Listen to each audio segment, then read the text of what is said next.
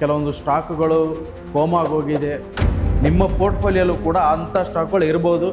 ಕೋಮಾಗಿ ಹೋಗಿರೋ ಸ್ಟಾಕ್ಗಳು ಯಾವ ರೀತಿ ಚಾರ್ಟಲ್ಲಿ ಕಾಣಿಸುತ್ತೆ, ಯಾವ ರೀತಿ ನೋಡಬೇಕು, 5 ಸ್ಟಾಕ್ನ ನಾನು ಲಿಸ್ಟ್ ಮಾಡಿದ್ದೀನಿ. ನಿಮಗೆ ಅದು ಮೇಲೆ ಬರೋದು 95% ಸಾಧ್ಯತೆ ಇರಲ್ಲ. ಇವರು ನಿಮ್ಮ ಎಲ್ಲರೂ ಗೊತ್ತಿರುತ್ತೆ ಅಂಬಾನಿ ಅವರು, ಓಕೆನಾ, ಮುಖೇಶ್ ಅಂಬಾನಿ ಅವರ ತಮ್ಮ ಅನಿಲ್ ಅಂಬಾನಿ ಇದೆ. ನನಗೂ ಇವಾಗ ಸುಮಾರು ಮೆಸೇಜ್ಗಳು ಬರ್ತಾ ಇದೆ, ಕಮೆಂಟ್ಗಳು ಬರ್ತದೆ, ಸರ್ ನಾವು ಆವರೇಜ್ ಮಾಡ್ಬೋದಾ, ಬೈ ಮಾಡ್ಬೋದಾ, ಈ ಥರ ಒಂದು ಟ್ರ್ಯಾಪ್ ಆಗುವಂಥ ಸಾಧ್ಯತೆ ನೀವು ಇರ್ತೀರಾ.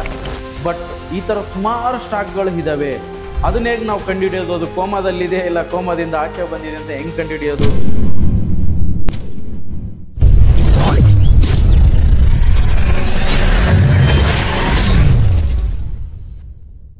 ಓಕೆ ಸ್ನೇಹಿತರೆ, ಯಾವ್ಯಾವ್ದು ಆ ಸ್ಟಾಕ್ಗಳಂದರೆ ಕೋಮಾಗಿ ಹೋಗಿರೋ ಸ್ಟಾಕ್ಗಳು ಯಾವ್ಯಾವುದು ಅಂತ ಸ್ಟಾಕ್ನ, ಯಾಕಂದರೆ ನಾವು ಫಸ್ಟ್ ಏನಂದರೆ ಒಂದು ಸ್ಟಾಕ್ನ ತಗೋಬೇಕಂದ್ರೆ ಸ್ಟಾಕ್ ಸೆಲೆಕ್ಷನ್ ಮಾಡೋದು ತುಂಬ ಇಂಪಾರ್ಟೆಂಟ್ ಆಗಿರುತ್ತೆ. ಸ್ಟಾಕ್ ಸೆಲೆಕ್ಷನ್ ಮೇಲೆ ನಾವು ಯಾವ ಪ್ರೈಸ್ನ ತಗೊಂತೀವಿ ಅನ್ನೋದ್ ಮೇಲೆ ನಮ್ಮ ಒಂದು ಓವರ್ ಆಲ್ ರಿಟರ್ನ್ ಡಿಪೆಂಡ್ ಆಗಿರುತ್ತೆ. ತುಂಬ ಜನ ತಗೊಂತಾ ಇರ್ತೀರಾ, ಯೂಟ್ಯೂಬಲ್ಲಿ ನೋಡ್ತೀರಾ, ನ್ಯೂಸ್ ಚಾನಲ್ ನೋಡ್ತೀರಾ, ಯಾರೋ ಫ್ರೆಂಡ್ ಸಜೆಸ್ಟ್ ಮಾಡಿದ್ರು ಅಂತ ತಗೊಂತೀರಾ, ಇಲ್ಲ ಹೊರಗಡೆ ಯಾವುದೋ ಬ್ರ್ಯಾಂಡ್ ಚೆನ್ನಾಗಿದೆ ಸ್ಟಾಕ್ ಅಂತ ತಗೊಂತೀರಾ, ಏನೇನೋ ನಿಮ್ಮದೇ ಆದ ಒಂದು ವಿಚಾರಗಳು ಇಟ್ಟುಕೊಂಡು ಸ್ಟಾಕ್ನ ಸೆಲೆಕ್ಟ್ ಮಾಡ್ತೀರಾ. ಕೆಲವೊಬ್ರು ಫಂಡಮೆಂಟಲ್ ನೋಡ್ತೀರಾ, ಕೆಲವೊಬ್ರು ಟೆಕ್ನಿಕಲ್ ನೋಡ್ತೀರಾ, ನಿಮ್ಮದೇ ಆದ ಒಂದು ಅನಲೈಸಿಸ್ ನ ಇಟ್ಕೊಂಡು ನೀವು ಸ್ಟಾಕ್ ನ ಸೆಲೆಕ್ಟ್ ನ ಮಾಡಿರ್ತೀರಾ. ಬಟ್ ಕೆಲವೊಂದು ಸ್ಟಾಕ್ ಗಳಿದೆ, ಇದು ಒಂದು ವಿಶೇಷವಾಗಿ ನಮ್ಮ ಚಾನಲ್ ಮಾತ್ರ ನೀವು ನೋಡಕ್ಕಾಗೋದು. ಕೋಮಾ ಸ್ಟಾಕ್ಸ್ ಯಾವ್ದಾದಂತ 5 ಸ್ಟಾಕ್ ನ ನನ್ನ ಪ್ರಕಾರ ತುಂಬಾ ಫೆಮಿಲಿಯರ್ ಇರೋದು 5 ಸ್ಟಾಕ್ ನ ನಾನು ಲಿಸ್ಟ್ ಮಾಡಿದೀನಿ. ಆ 5 ಸ್ಟಾಕ್ ಅಲ್ಲಿ ಮೊದಲನೇ ಸ್ಟಾಕ್ ಬಂದ್ಬಿಟ್ಟು ಬಜಾಜ್ ಇಂಡಸ್ಟ್ರಿ ಅಂತ. ಇದು ಬಜಾಜ್ ಶುಗರ್ ಅಂತಾನು ಕೂಡ ಹೇಳ್ತೀವಿ, ಶುಗರ್ ಇಂಡಸ್ಟ್ರಿ ಅಂತ. ಈ ಸ್ಟಾಕ್ಸ್ ನೀವು ನೋಡಬಹುದು, ಪೆನಿ ಸ್ಟಾಕ್ ಆಗಿರುತ್ತೆ. ಲೈಕ್ ಪೆನಿ ಸ್ಟಾಕ್ ಅಂದ್ರೆ ಅಂಡರ್ಸ್ಟ್ಯಾಂಡ್ ಮಾಡ್ಕೊಳ್ಳಿ, ಸ್ಮಾಲ್ ಪ್ರೈಸ್ ಇರುವಂತ ಸ್ಟಾಕ್ ನೋಡಿರಬಹುದು. ಇವಾಗ 20 ರೂಪಾಯಿ ಇದೆ. ಈ ಸ್ಟಾಕ್ ಕೋಮಾಗಿ ಹೋಗಿದೆ. ಓಕೆನಾ, ಆಸ್ ಪರ್ ಇದು ನನ್ನ ಅನಲೈಸೇಷನ್ ಪ್ರಕಾರ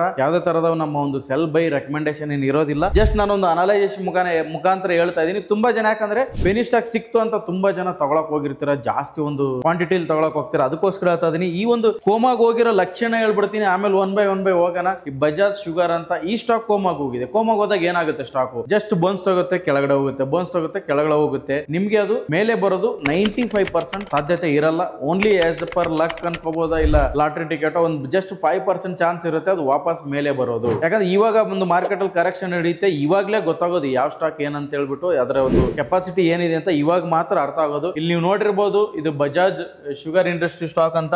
ಇಲ್ಲಿ ಎಲ್ಲಿಂದ ಬೀಳ್ತಾ ಇದೆ ನೋಡಿ, ಒಂದು ಆಲ್ಮೋಸ್ಟ್ ಒಂದು 450 ರೂಪೀಸ್ ಕಂಟಿನ್ಯೂ ಬೀಳ್ತಾ ಇದೆ.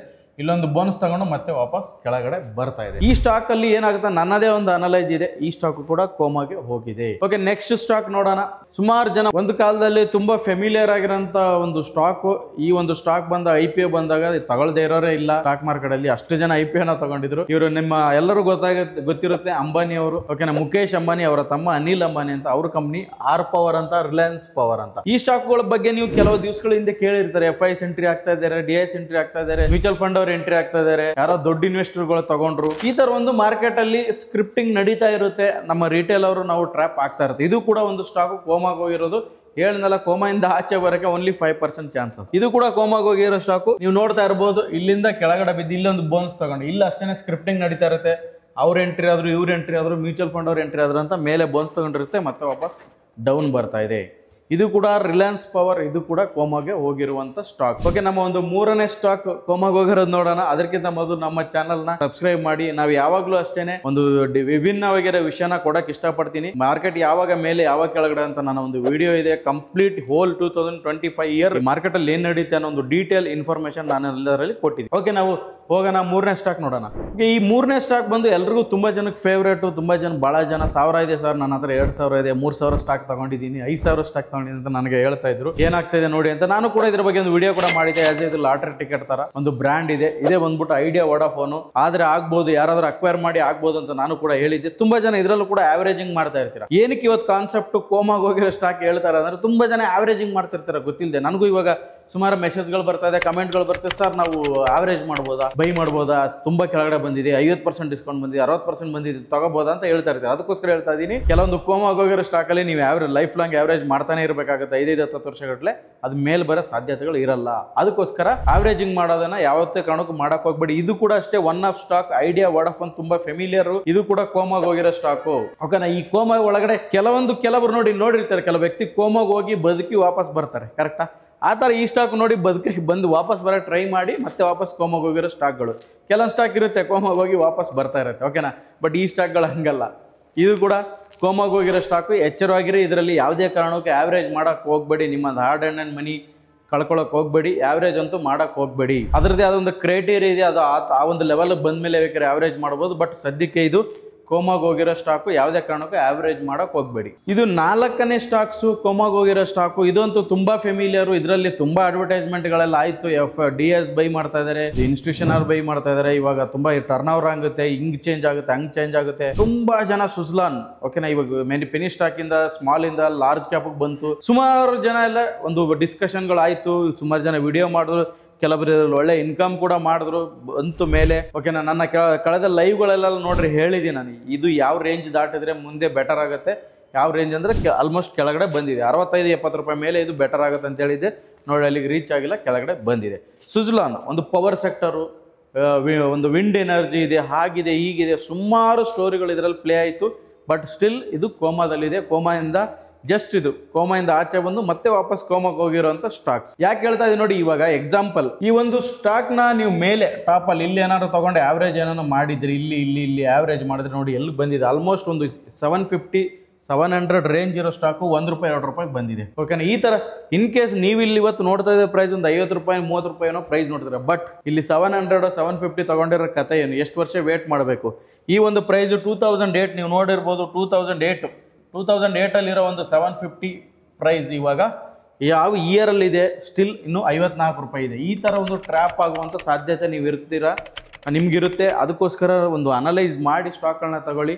ಇದು ಕೂಡ ಒನ್ ಆಫ್ ದಿ, ಈ ಒಂದು ವಿಡಿಯೋನ ಸೇವ್ ಮಾಡ್ತಿರೋಲ್ಲ, ರೈಟ್ ಡೌನ್ ಮಾಡ್ಕೋತಿರೋ ಗೊತ್ತಿಲ್ಲ, ಕೋಮಾಗಿ ಹೋಗಿರೋ ಸ್ಟಾಕ್ಗಳನ್ನ ಲಿಸ್ಟ್ ಮಾಡಿ ಇಟ್ಕೊಳ್ಳಿ. ಇಂಥ ಸ್ಟಾಕ್ಗಳು ನಿಮ್ಮ ಪೋರ್ಟ್ಫೋಲಿಯೋ ಇದ್ರೆ ಬೇಗ ಒಂದು ಆ್ಯಕ್ಷನ್ನ ತಗೋಬೇಕಾಗುತ್ತೆ. ಸುಜ್ಲಾನ್ ಇದ್ರ ಬಗ್ಗೆನೂ ತುಂಬ ಜನ ಹೇಳ್ತಾ ಇದ್ರು, ಬಟ್ ಇದು ವಾಪಸ್ ಕೋಮಾಗೆ ಬಂದಿದೆ. ಓಕೆನಾ, ಅಗೇನ್ ಕೋಮಾಗೆ ಬಂದಿರೋ ಸ್ಟಾಕು. ಕೊನೆಯ ಸ್ಟಾಕು, ಆಲ್ಮೋಸ್ಟ್ 5ನೇ ಸ್ಟಾಕು. 5 ಸ್ಟಾಕ್ಗಳನ್ನ ನಿಮ್ಗೆ ಕೊಡ್ತಾ ಇದೀವಿ ಕೋಮಾಗಿ ಹೋಗಿರೋ ಸ್ಟಾಕು. 5 ಸ್ಟಾಕ್, ಇನ್ನೊಂದು 5ನೇ ಸ್ಟಾಕ್ ಇದೆ, ಅದು ಕೂಡ ಕೋಮಾಗಿ ಹೋಗಿದೆ. ಆಲ್ಮೋಸ್ಟ್ ಅದು ಕೂಡ ತುಂಬಾ ಫೆಮಿಲಿಯರ್ ಆ ಸ್ಟಾಕು. ನಿಮ್ಗೆ ಎಲ್ಲರೂ ನೆಚ್ಚಿನ ಅಚ್ಚುಮೆಚ್ಚಿನ ಎಸ್ ಬ್ಯಾಂಕ್. ತುಂಬಾ ಜನ ಹತ್ರ ಕ್ವಾಂಟಿಟಿ ಇದೆ. ಇದು ₹400 ಇರ್ಬೇಕಾದ್ರೆ ಒಂದು ಡೈಮಂಡು, ಪ್ಲಾಟಿನಮ್, ಏನೇನೋ ಒಂದು ಹೊಗಳ್ತಾ ಇದ್ರಿ ಈ ಸ್ಟಾಕ್ ಬಗ್ಗೆ.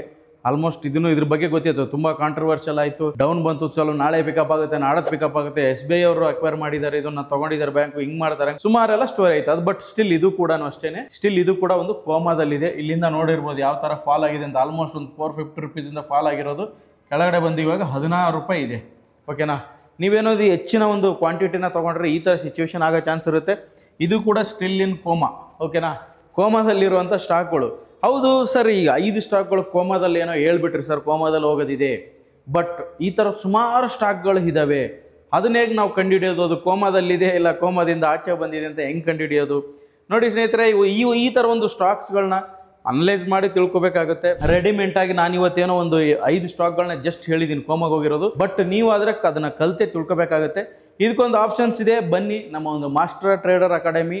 ಯಾಕಂದ್ರೆ ಸ್ಟಾಕ್ ಸೆಲೆಕ್ಷನ್ ಅನ್ನೋದು ತುಂಬಾ ಇಂಪಾರ್ಟೆಂಟ್. ಈ ಕೋಮಾಗಿ ಹೇಗೆ ಹೋಗುತ್ತೆ ಸ್ಟಾಕ್ಗಳು, ಕೋಮಾದಲ್ಲಿ ಇರೋ ಸ್ಟಾಕ್ಗಳನ್ನ ಹೇಗೆ ನಾವು ಚೆಕ್ ಮಾಡೋದು, ನೋಡೋದು ಅಂತ ನೀವು ಕೂಡ ಅನಲೈಸ್ ಮಾಡ್ಬೋದು. ಬನ್ನಿ ನಮ್ಮ ಅಕಾಡೆಮಿಗೆ, ಕಲೀರಿ ಯಾವ ರೀತಿ ಈ ಸ್ಟಾಕ್ಸ್ಗಳನ್ನ ಅವಾಯ್ಡ್ ಮಾಡಬೇಕು, ಕೋಮಾಗಿ ಹೋಗಿರೋ ಸ್ಟಾಕ್ಗಳನ್ನ ಯಾವ ರೀತಿ ನಾವು ಅನಲೈಸ್ ಮಾಡಬೇಕು, ನೋಡಬೇಕು. ಏನಿಲ್ಲ, ಜಸ್ಟ್ ಒಂದು ಇಂಡಿಕೇಟರ್ ಇರುತ್ತೆ, ಅದನ್ನ ಹಾಕಿ ನೀವು ನೋಡ್ಬೋದು ಕೋಮಾಗಿ ಹೋಗಿರೋ ಸ್ಟಾಕ್ಗಳನ್ನ. ಯಾರೆಲ್ಲ ಒಂದು ಕಲ್ತ್ಕೊಳ್ಳೋ ಆಸಕ್ತಿ ಇದೆ, ಬನ್ನಿ. ಲೈಫ್ ಟೈಮ್ ಸಪೋರ್ಟ್ ಜೊತೆ ನಾವು ಕಲ್ಸ್ಕೊಡ್ತೀವಿ ನಿಮ್ಗೆ. ಒಂದು ಟ್ರೇಡಿಂಗ್ ಬಗ್ಗೆ ಆಗಿರ್ಬೋದು, ಇನ್ವೆಸ್ಟ್ಮೆಂಟ್ ಬಗ್ಗೆ ಆಗಿರ್ಬೋದು, unlisted market, over all stock market ಬಗ್ಗೆ ಕಲಿಬಹುದು. 3 days ಕ್ಲಾಸ್ ಇರುತ್ತೆ, 1 month ಪ್ರಾಕ್ಟಿಕಲ್ ಇರುತ್ತೆ, ಮತ್ತೆ ಲೈಫ್ ಟೈಮ್ ಆನ್ಲೈನ್ ಸಪೋರ್ಟ್ ಇರುತ್ತೆ. ಆನ್ಲೈನ್ ಗೂಗಲ್ ಮೀಟ್ ಅವ್ರ ಜೂಮ್, ವಾಟ್ಸಪ್ ಗ್ರೂಪ್ ಪ್ರತಿಯೊಂದು ಕೂಡ ಸಪೋರ್ಟ್ ಇರುತ್ತೆ. ಸಪೋರ್ಟ್ ಜೊತೆ ಕಲಿಬೋದು. ಇದೇ ರೀತಿ ನಮ್ಮ ಒಂದು ಚಾನಲ್ನ ನೋಡ್ತಾ ಇರಿ, ನಮ್ಮನ್ನು ಪ್ರೋತ್ಸಾಹಿಸ್ತಾ ಇರಿ. ಇದೇ ಥರ ಒಂದು ವಿಭಿನ್ನವಾದ ಅನಲೈಸೇಷನ್ನ ತೊಗೊಂಬರ್ತಾ ಇರ್ತೀನಿ. ಸಬ್ಸ್ಕ್ರೈಬ್ ಮಾಡೋದು ಮರಿಬೇಡಿ, ಲೈಕ್ ಮಾಡೋದನ್ನ ಮರಿಬೇಡಿ. ಏನೇ ಒಂದು ನಮ್ಮ ಒಂದು ಅಕಾಡೆಮಿ ಬಗ್ಗೆ ಆಗಿರ್ಬೋದು, ಕೋರ್ಸ್ ಬಗ್ಗೆ ಅದು ಡಿಸ್ಕ್ರಿಪ್ಷನಲ್ಲಿ ಕೊಟ್ಟಿದ್ದೀವಿ, ಹೋಗಿ ನೋಡಿ, ಚೆಕ್ ಮಾಡಿ. ಫ್ರೀ ಡೆಮೋ ಇರುತ್ತೆ. ಈ ಒಂದು ಸಂಡೇ ಎಲ್ಲರಿಗೂ ಒಂದು ಸುವರ್ಣ ಅವಕಾಶ ಇದೆ. ಎವ್ರಿ ಸಂಡೇ ನಮ್ಮದು 11 to 1 ಫ್ರೀ ವರ್ಕ್ಶಾಪ್ ಇರುತ್ತೆ. ಬಂದು ನೀವು ತಿಳ್ಕೊಬಹುದು ಸ್ಟಾಕ್ ಮಾರ್ಕೆಟ್ ಬಗ್ಗೆ. ಬೇರೆ ಬಿಸ್ನೆಸ್ಗಿಂತ ಸ್ಟಾಕ್ ಮಾರ್ಕೆಟ್ ಹೇಗೆ ವಿಭಿನ್ನ, ಸ್ಟಾಕ್ ಮಾರ್ಕೆಟೇ ಯಾಕೆ ಮಾಡಬೇಕು, ಓಕೆ ಸ್ಟಾಕ್ ಮಾರ್ಕೆಟ್ ನಾವು ಮಾಡಬಹುದಾ, ನೀವು ಯಾವುದೇ ಪ್ರೊಫೆಷನಲ್ ಇರ್ಬೋದು ಸ್ಟಾಕ್ ಮಾರ್ಕೆಟ್ ಮಾಡಬಹುದು ಅಂತ ತಿಳ್ಕೊಬಹುದು. ಬನ್ನಿ, ವಿಸಿಟ್ ಮಾಡಿ ನಮ್ಮ ಒಂದು ಅಕಾಡೆಮಿಗೆ. ನೆಕ್ಸ್ಟ್ ವಿಡಿಯೋದಲ್ಲಿ ಸಿಗೋಣ ಸ್ನೇಹಿತರೆ. ಎಲ್ಲರಿಗೂ ನಮಸ್ಕಾರ.